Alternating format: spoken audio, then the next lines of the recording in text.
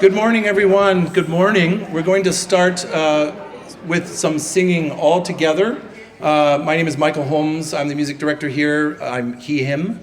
And I'd like, if you can, we ask the choir to bring the hymnals from those stacks that are collecting over there into your seats. If you have a gray hymnal in front of you, you'll be able to see the lyrics on the jumbotron, as I call it.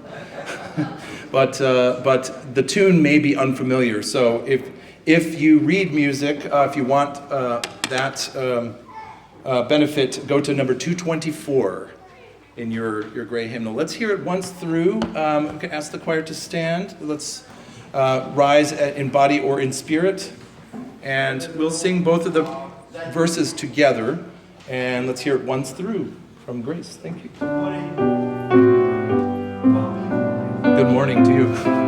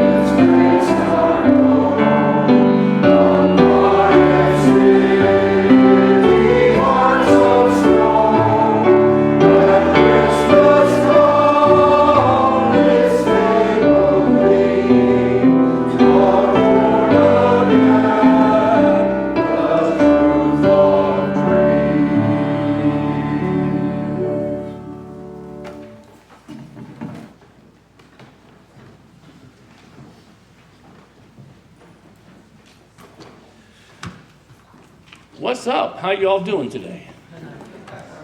I figured, try to ease into the joy of the season. Whatever. My name is Brian Hopkins. Good morning, everyone. Welcome to the Unitarian Universalist Church of Silver Spring. I am your worship associate, sort of like your elf on the shelf.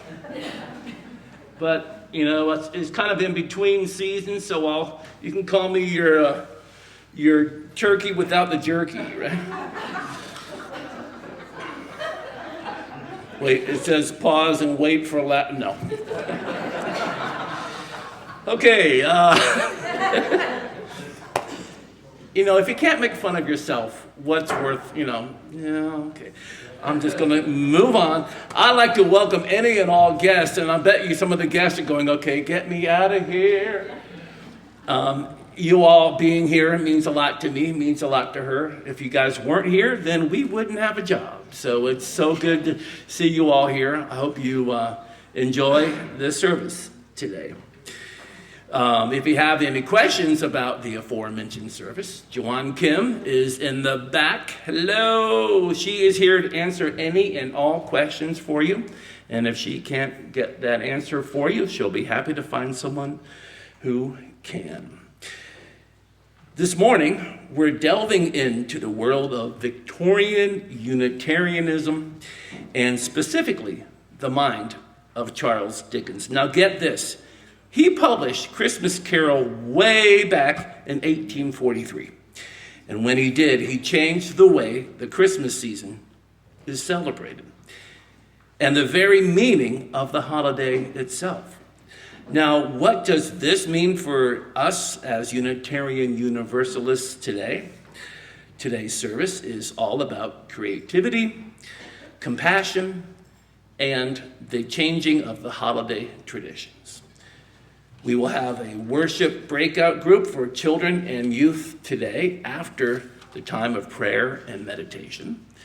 And our nursery is open from ages 6 months to 5 years and staffed by 2 child care professionals. And now it's time to greet one another. see that camera up there on the right and all the other cameras around here? Jeremy in the back is operating the camera, one of our volunteers. Thank you, Jeremy, for all of your work. Anyhow, I want you to look over at that camera, take a moment, and give that camera a really big wave and say, hello, there you go. I love it. I love the energy in this room. Okay, you all Zoomers, here is your chance. Please turn your camera on. We want to see your smiling faces. Hi, guys. So good to see you. Good morning. Good morning. Good morning. All right, now it's time to chit-chat. If you're on Zoom, please find that chat box and say hello to your neighbors to the left and to the right of you on the screen. If you're here in person, if you're able to, please get up and wander around, find someone that you want to say hi to, give a hug to, haven't met yet, or just stay in your seats and say, yo, what's up? In a moment, we're going to be singing hymn number 225, O Come, Emmanuel. Please pay attention to the Jumbotron, right, Michael? Jumbotron? Right. Because some lyrics have been changed, and let's get up and say hi.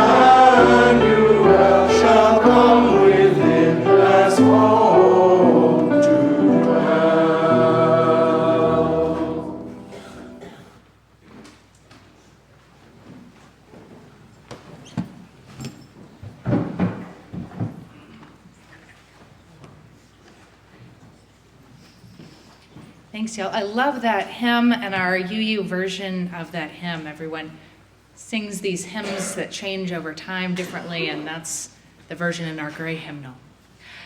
So welcome, dear ones. I am the Reverend Caitlin Cotter Coilberg, pronouns she, her, hers, your minister of spiritual growth, and I am so glad you are here. Welcome, beloveds, to this space of shared warmth, this time of connection and community. Welcome to this, in this season of Advent, to this place of deep pause. Here may we pause to be present with each other and with our own tender hearts and worrying minds. Here may we pause in the midst of all the hurry and the scurry of the world and rest here with each other. The nights are growing ever longer now as we enter the season of sacred darkness, of miracles and wonder. May we find in this morning and in the days before us some spark of quiet, deep, joyful being amidst the doing. May we invite each other again and again into love and transformation, justice and equity, plurality and generosity and interdependence. May we find for each other the courage, creativity, and compassion to become who we long to be. Come, let us worship together. So now is the time of the lighting of our chalice. Please join me with the words on our screen as Brian lights our chalice. May this light warm our hearts with love and caring and guide us in the ways of truth. As we gather here for worship, we pledge ourselves to the endless search for truth, to the right of each to believe as mind, heart, and conscience dictate, to accept the responsibilities this freedom commands, and to implement our belief in the essential worth and dignity of every human being. So Unitarian Universalism is a faith with roots in Christianity. Some UUs today identify as Christians, others don't. Yet during the season of Advent, we all have something we can find illuminating, comforting, challenging, or fulfilling by reinterpreting old traditions. So this year during Advent, we will light candles and a wreath, candles on a wreath. We're not going to light the wreath on fire. One candle for each Sunday leading up to Christmas, plus one more in the middle on Christmas Eve. This week, we join with others in the practice of repairing the world, and we light this candle for hope.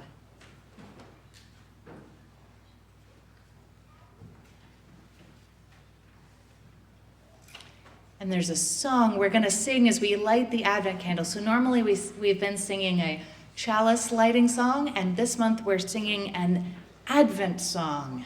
We hear it through once, and you're welcome to join us on the 3rd, 4th, 5th, 6th, whatever. The Taizé tradition song, so the refrain just continues. We'll hear it once with the choir.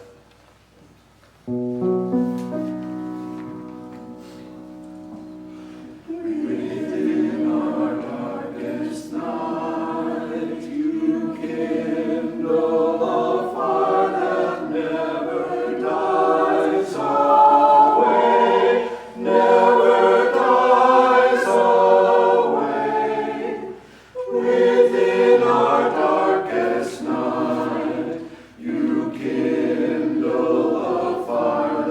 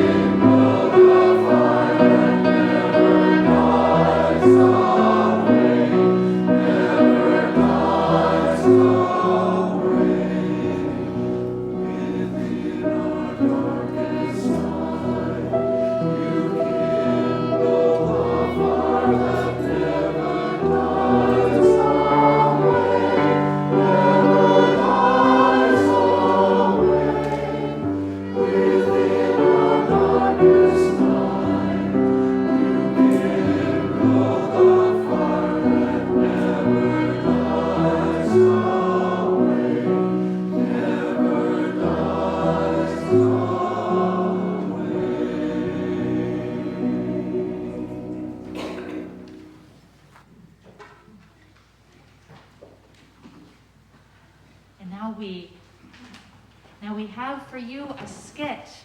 So I'm going to invite our actors to get in their places.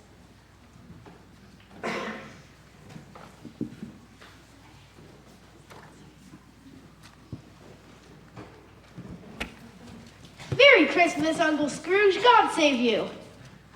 Humbug. Christmas?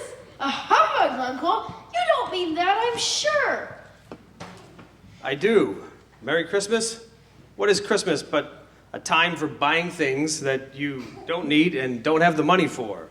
A time for finding yourself a year older and not an hour richer. What reason do you have to be merry? You're poor enough. Come on, then. What right do you have to be dismal? You're rich enough. Bah, humbug. Don't be cross, Uncle.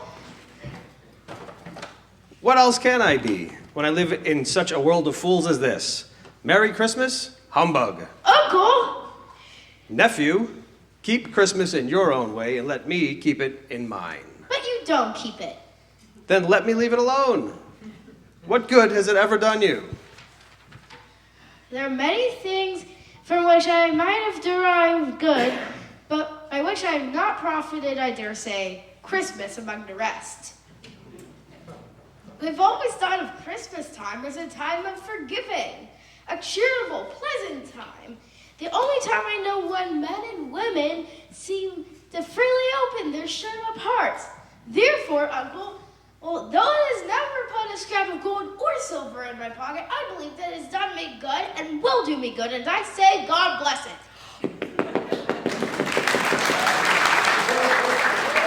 Let me hear another sound from you, Bob Cratchit, and you'll keep your Christmas by losing your situation. You're quite a powerful speaker, sir. I wonder you don't go into Parliament. Don't be angry, Uncle. Come, dine with us tomorrow. Humbug, dine with you. I'd rather dine with the devil. It would be a great joy to me and my wife. Your wife? Bah, humbug. Why did you get married? Because I fell in love. Because you fell in love. That's the only thing more ridiculous than Merry Christmas. Good afternoon. I want nothing from you. I ask nothing of you. Why can't we be friends? Good afternoon.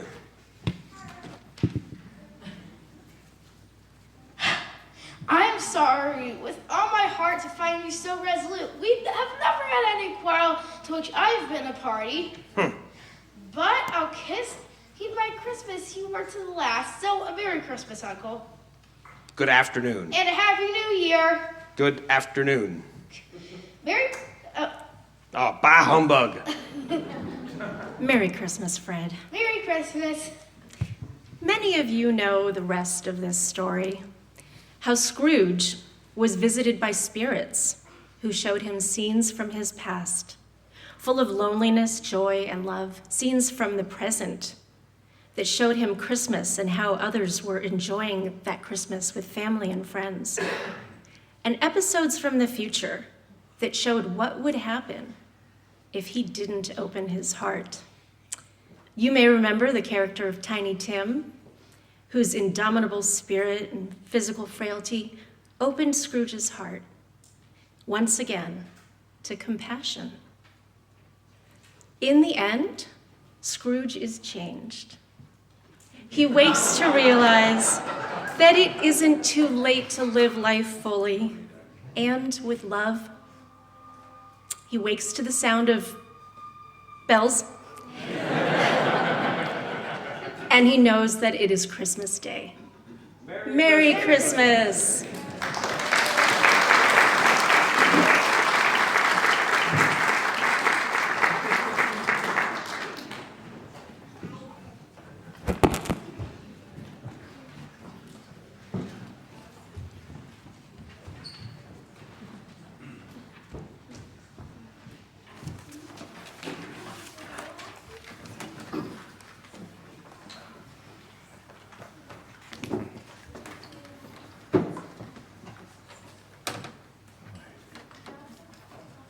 This is the song by Canadian singer-songwriter Maria Dunn.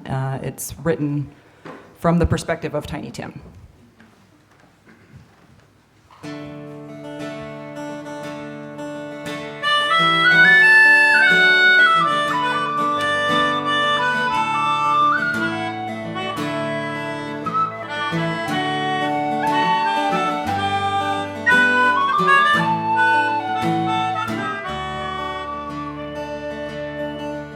When the world is feeling cold and the sky more gray than blue and the snow it seems to fall heavy-heartedly on you, time to count your blessings, though seemingly but few. Time to take a look at what's within and without you. For health is more than walking, and wealth much more than gold.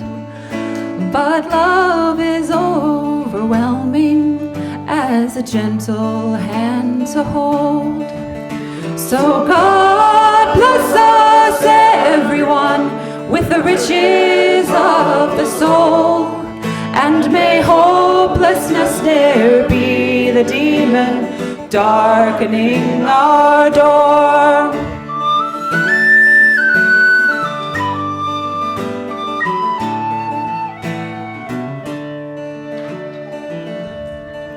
When the world is feeling cold and the sky more gray than blue, and the snow it seems to lie heavy-heartedly on you, remember when you see us, the hungry, lame, the meek, who would feed us, heal us, keep us, is the same one that you seek. For joy is more than dancing, good cheer much more than wine, but love is all enfolding as beholding hearts entwined. So God bless us everyone with the riches of the soul, and may hopelessness ne'er be the demon darkening our door.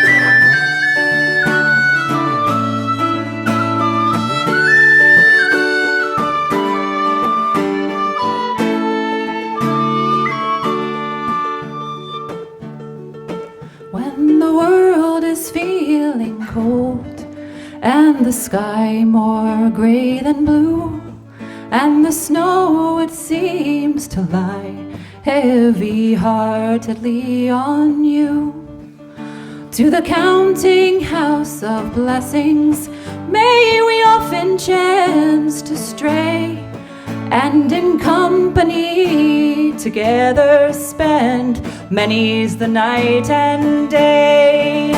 So God bless us everyone with the riches of the soul, and may hopelessness ne'er be the demon darkening our door.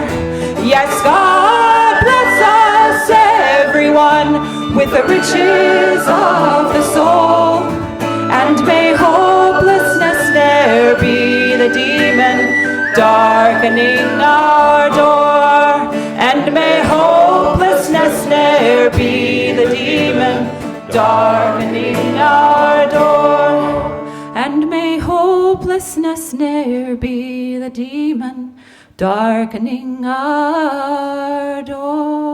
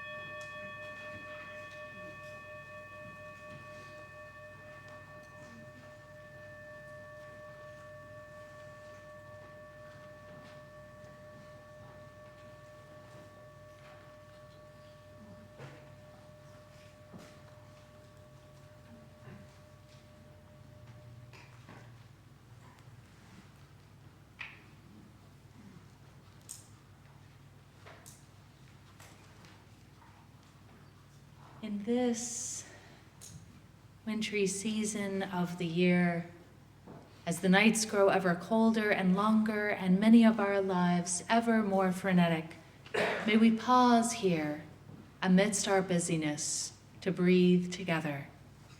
In this time of overwhelm, may we make hope for each other and work towards the peace our hearts seek for ourselves and our world.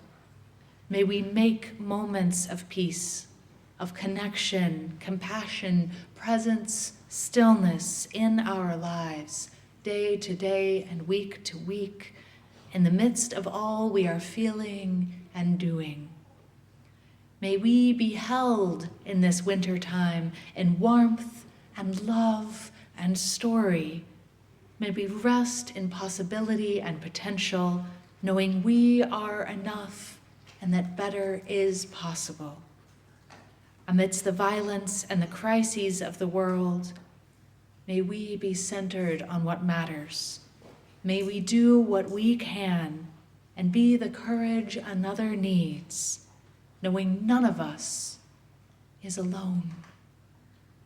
Not alone in our fears, in our longings, in our grief or exhaustion, or even in our loneliness. You are loved, dear ones. You matter. You belong. When the news is too much, or the mall too noisy, when social media and advertisements and all the strains of capitalism have worn away your surety, remember, beloveds, to breathe, to find a stillness and let it carry you.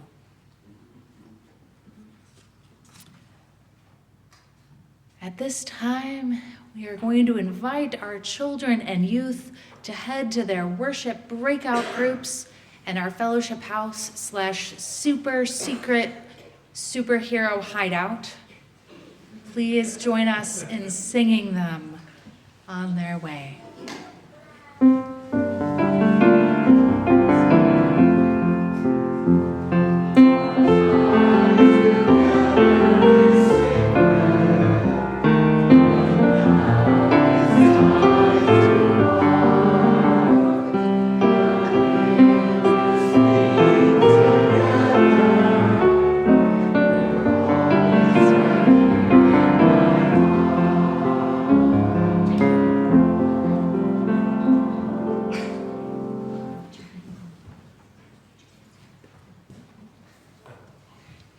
Stay warm, children. Coats are good.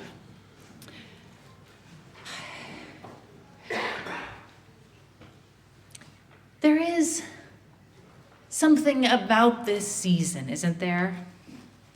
Something overwhelming and also some magic.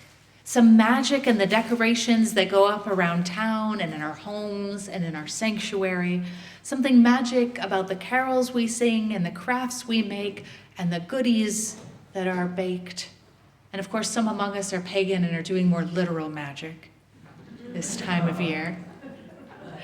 But this season especially, I think it's so good when we can say, sing we now, joyous all together, heedless of the wind and weather, as we will at the end of the service, heedless of the weather. More than good, it's powerful, even transformational, when together we create beauty even in the midst of our worries and sorrows. There is so much that we, as spiritual and or religious and generally thoughtful, caring folks, can do in this season. We can take what we need from our religious sources and our human hearts and minds to make this season wonderful. Wonderful, full of wonder, full of magic, full of comfort and challenge. We can say rooted in our traditions and be creative in how we live them out. We can make this season's celebrations life-affirming and deeply rooted and fun and meaningful and full of love. There are many people in our collective history who have shown us how to do this. One of my favorites is Charles Dickens. Dickens, Like many of the Unitarians of his day, like many of us, was a reformer, right? Someone who cared about those facing oppression and injustice and callous indifference, who wanted to make the world a better and friendlier place. He was also a man who loved beauty, who wrote rapturously about his first experience of a Christmas tree. I mean, look it up, like Charles Dickens' Christmas tree. He's like, but eloquently, because Dickens. He understood that making his world a better place was not just about seeing what was wrong with society, it was also about imagining how things could be improved and how we might be changed as we become part of that transformation. I feel like he would have really loved some of the environmentalists of our times right now, like Joanna Macy, who talk about the great turning, right? Great turning and how we can be a part of it. And A Christmas Carol, my favorite Dickens novel, changed things. More specifically, it changed the way the colonized Western world celebrates Christmas at a time when change was desperately needed. Dickens wrote during the Industrial Revolution, right? When fewer and fewer people lived in their ancestral villages, the poor faced increasingly harsh living conditions, child labor was an accepted practice, and pollution was increasing at an alarming rate, when cold snaps, right, were freezing people to death in the streets. Things were, in general, in Dickens' time, rather grim and dispiriting. And I think it's nice to turn to Dickens because these times can feel kind of grim and dispiriting, right? I see more and more unhoused people out on the streets trying not to freeze to death, right? And that gap between wealth and poor, just like the Industrial Revolution, it just keeps getting bigger. And it was a big time of social change like now, right? Like Christmas had been this wild, raucous celebration belonging to the English countryside, right? And we're gonna sing a like English countryside song at the end of the service. I'm very excited about wassailing. It was this very pagan holiday, pagan in the sense that the traditions predated Christianity and that they were of the country, which is what pagan means, right? It's one of the translations of the word pagans. Christmas was the one time of the year and when meat and alcohol were plentiful and nothing related to farming really needed to happen, when peasants could turn the social order on its head and the nobility had to earn the goodwill of those who lived under them on their country estates and come knocking on the door demanding food and drink and money, and if you're in Wales, carrying a giant horse skeleton. Have you ever seen? Anyway.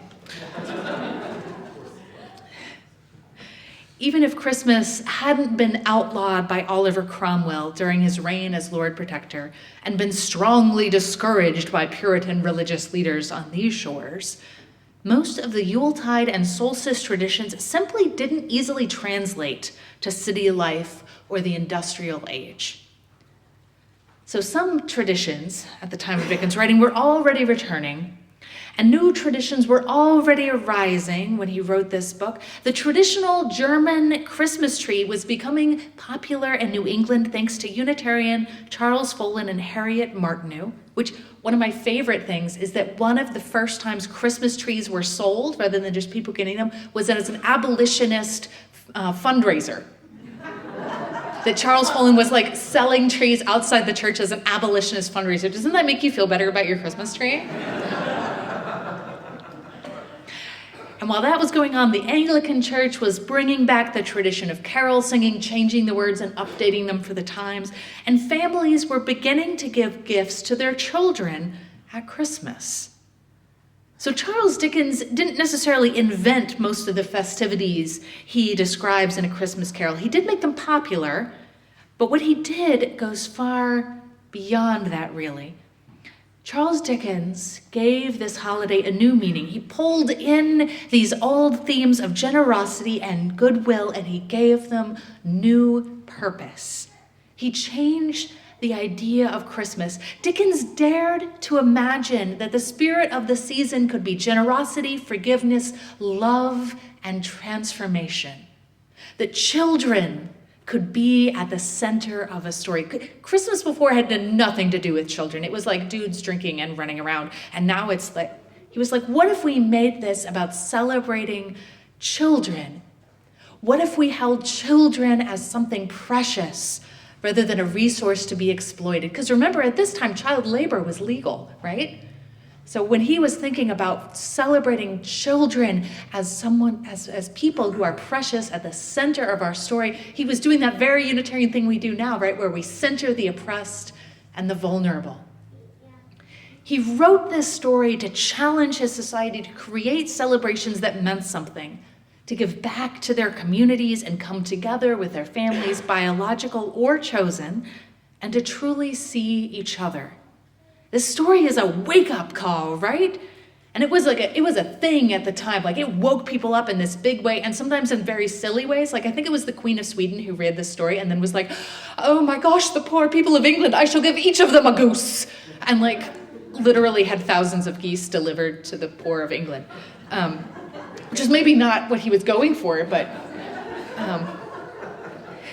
because of course the meaning and vision of a Christmas carol, like every story, is reimagined by everyone who reads it themselves and everyone who puts it into a play or a movie or who reads it aloud, right? He wrote this to be read aloud. Reading at the time was not something you did by yourself so much. It was a thing you did together.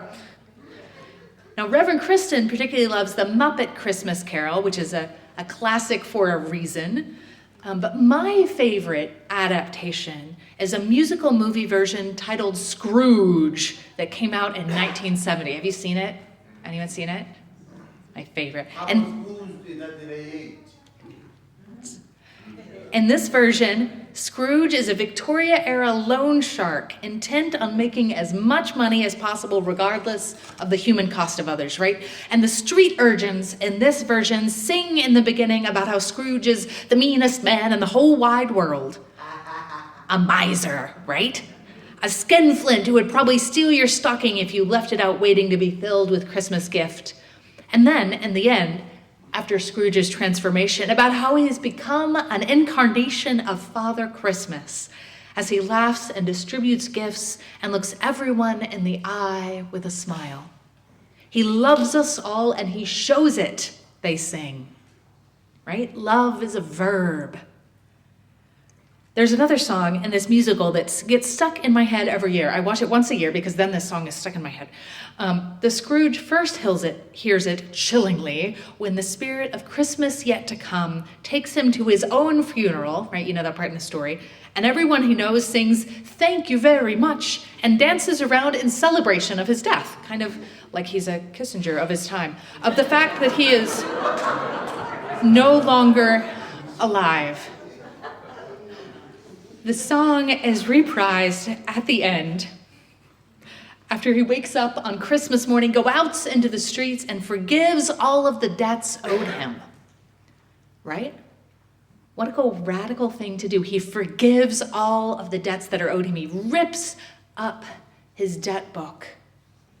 He tells all of the people he'd been threatening in the opening scenes that they no longer owe him anything. And the whole town breaks out into song, "Thank you very much, thank you very much, that's the nicest thing that anyone's ever done for me." Like, how amazing is that? I know it'd be better if they were singing.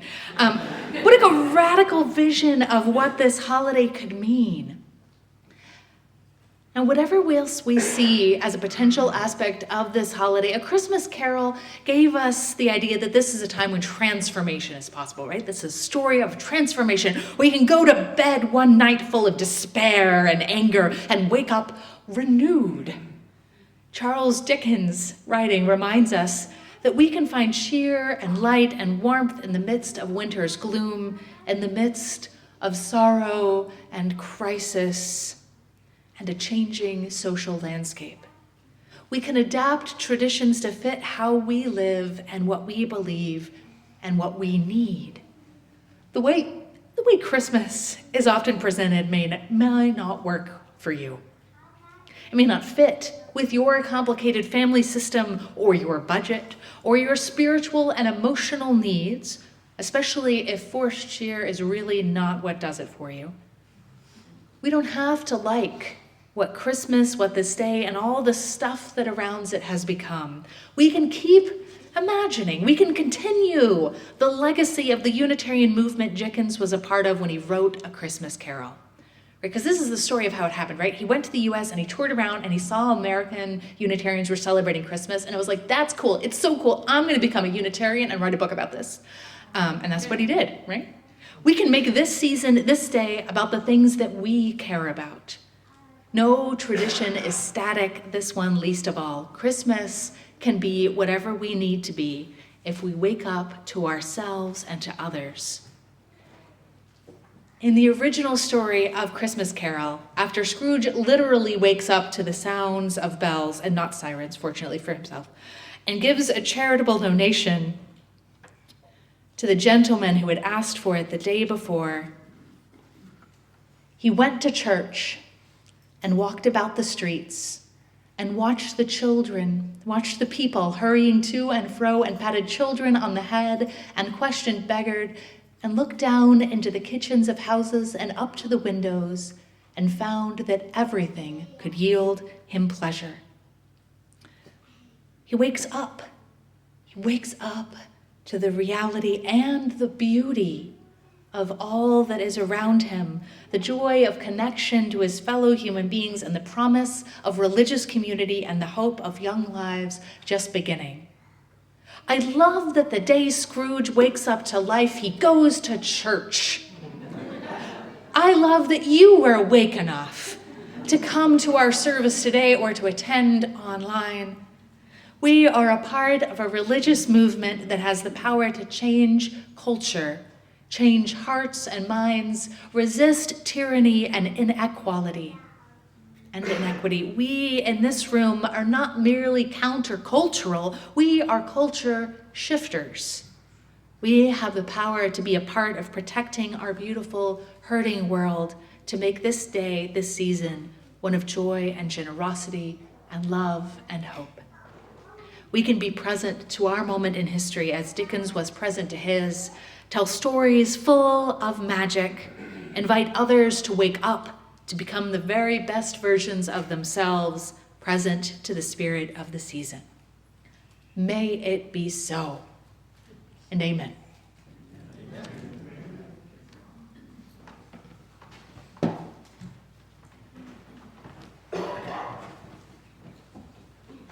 Now, I just want to dance around saying, thank you very much. Thank you very much.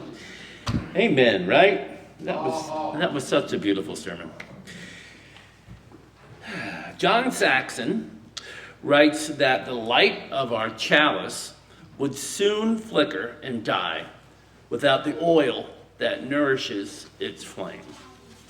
And just as the flame cannot burn without oil, this religious community cannot survive without or thrive without the financial as well as personal support of its members and friends. The oil that keeps the flame of our liberal religious faith alive and fuels the shared mission and ministry of this friendship. Let us now give freely, generously, an offering to sustain and strengthen our shared religious community, a community of memory, hope, faith, and love. For we are now the keepers of its flame that burns for justice, its dream of beloved community, its vision of a world made whole. There are lots of ways to make a gift to UUCSS, to help make the grand vision of our faith and emerging vision of a congregation real. If you are here in person, please feel free to use the offering plates. The offering will now be gratefully given and received.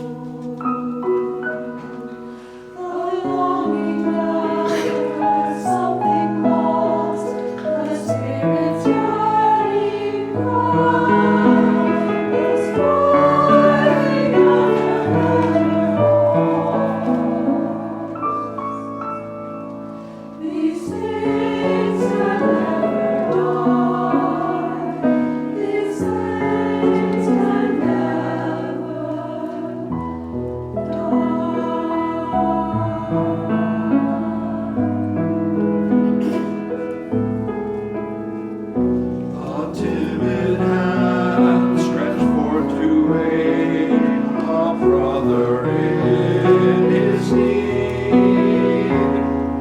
A kindly word in grief's dark hour that proves a friend in need.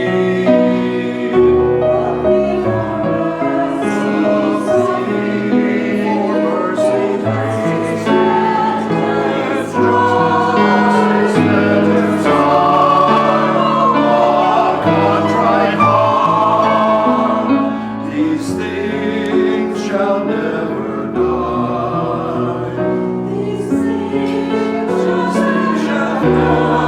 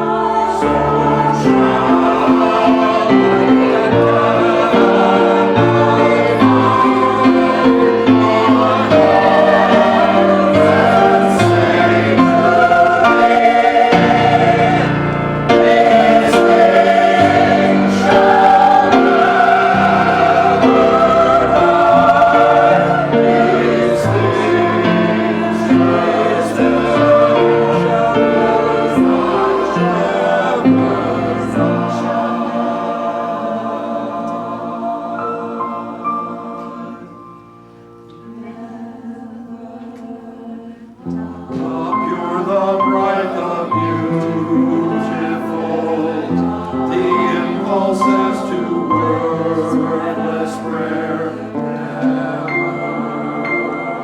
die. These things shall never. These things shall never.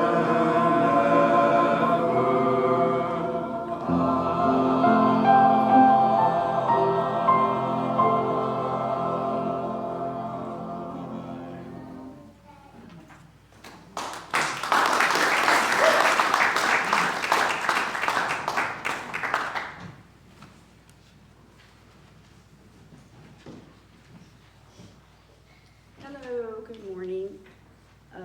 My name is Florence Foltz, and I am a member of the Board of Trustees. My pronouns are she, her. Next, please. Thank you. We gather in person and on Zoom every Sunday morning here at UUCSS. But our church is not only the organization that puts together these services. We are a vibrant collective of volunteers and staff. We are part of the wider Silver Spring community. We are a member of the Unitarian Universalists Association and part of the global UU denomination. Today we have 4 announcements.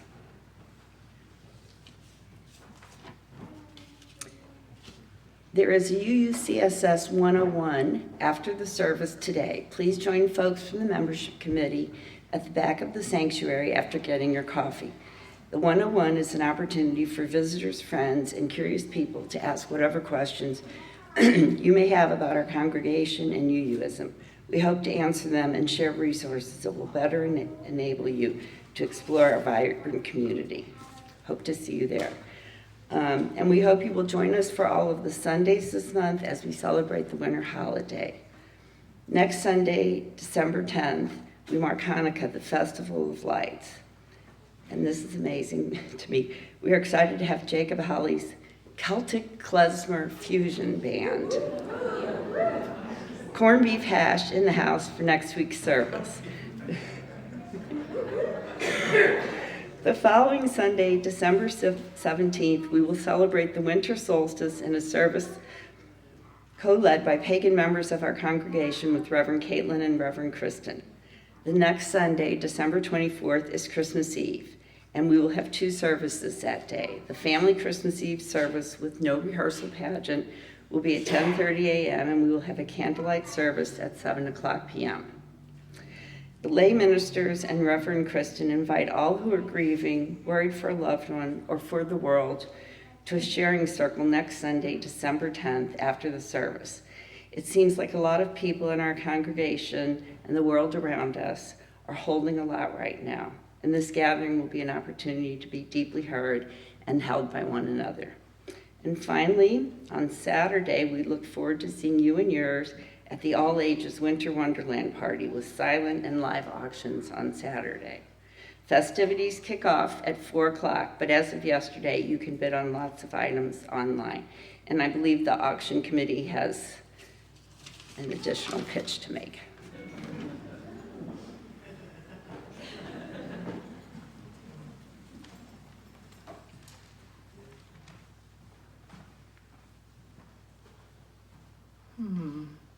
I don't know where my auction buddies are.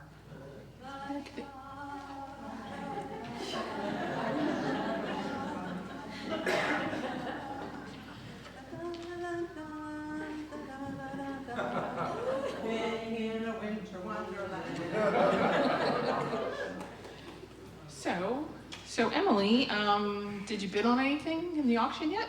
Wait, what? The auction already started? I thought it was on Saturday, this coming Saturday. Well, you're partially right. The online auction started last night, and it's going to continue until next Saturday, December 9th, and it goes until 9 p.m., so it goes late. Oh, I better start bidding. Wait. We got a little bit more to tell them. Come on. So don't run off. The All Ages Party and Winter Wonderland silent and oral auctions will be held on Saturday, December 9th from 4 to 6. So right here, 4 to 6. So what's going on during the party on Saturday? Well, let me tell you what fun we're going to have. We're from 4 to 5 o'clock. We'll have some fabulous minute-to-win-it games for adults and kids. We'll also have fantastic holiday crafts that you can make and take home as well. We'll also have an all-ages mocktail hour. And actually, we have a guest mocktail maker. She's not here right now, but she is usually up there. So we'll have light finger foods, and we'll ask for donations to cover the cost of the refreshments. So please bring cash, or we can use your PayPal. We'll have the PayPal QR code. And then, as if that wasn't enough, and then from 4:30 to 5, we'll have 25 silent auction items for you to bid on. They're not available any other time but from 4:30 to 5, so you don't want to miss those items. And then Linda's favorite part, at 5 o'clock, there's an ugly sweater contest. And Linda's the judge, I think, so, she will probably accept bribes. And so that's at 5. So everything just stops at 5 for the ugly sweater contest. Then children go downstairs, and they're going to be doing some games and other things downstairs or outside. And at 5:15 to 6, then the adults will be here for the oral auction. And we have 12 things that you can't get any other time but in that oral auction. So just a reminder that the online auction ends next Saturday at 9 p.m. And there is still some bidding after our in-person auction ends. So if you didn't quite get everything, maybe you wanted in the silent and oral auction, you could still go online and get more things. Let's see. Oh, we're not going to do the normal payments right at the end of the auction. So we're not accepting any payments in person on Saturday. Please wait until the online auction ends at 9 p.m. And then in the website, in the auction website, you can use your credit card to pay, or you can use the Vanco mobile app to pay, or you could pay by check, drop it off in the mail, or bring it on Sunday to church. So as if you need one more reminder, but the online auction ends next Saturday at 9 p.m. Which is very strategic because I'll be on the computer at 6, maybe 6:30 and going, what last minute things do I want? Well, we're really excited about the holiday party and many wonderful auction items to bid on. Thanks.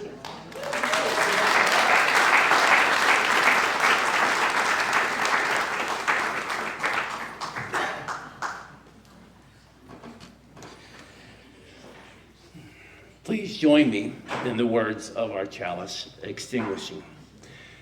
Carry the flame of peace and love until we meet again.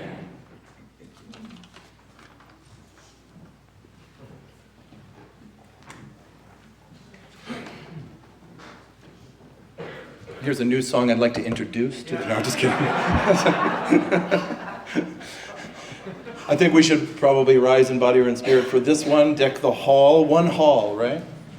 Reverend Lynn Cox made that very clear when she was here. It's one hall for a reason. I'm not sure. It's some nuances. That's it.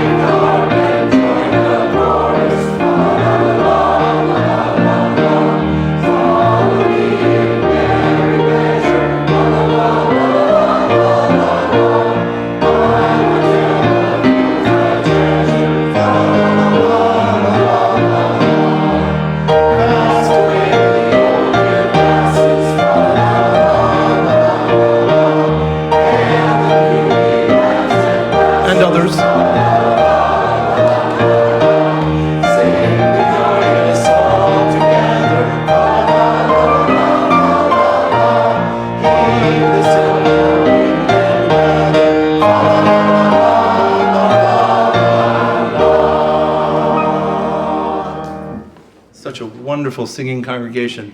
I love it. Every time. Thank you, Michael. And it's hall because this came from the countryside and the feudal tradition. So you decorated the Lord's, the feudal Lord's hall. The hall, yeah. All right.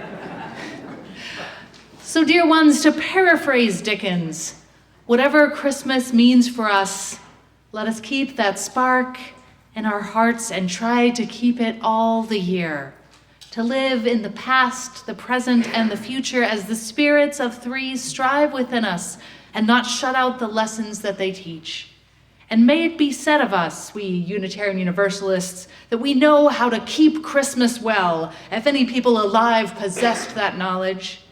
May it be truly said of us, and all of us who wish it, and as Tiny Tim observed, God bless us, everyone. Our worship has ended, and now our service begins. Now I hope you will join us with two wassail songs, the Gloucester wassail song and the wassail song, the European couple wassail. We'll do them back to back. So you're welcome to just relax. You stood up quite a bit. But I think I'll have the choir stand. We'll hear it once through each. We'll do back to back and then an intro before.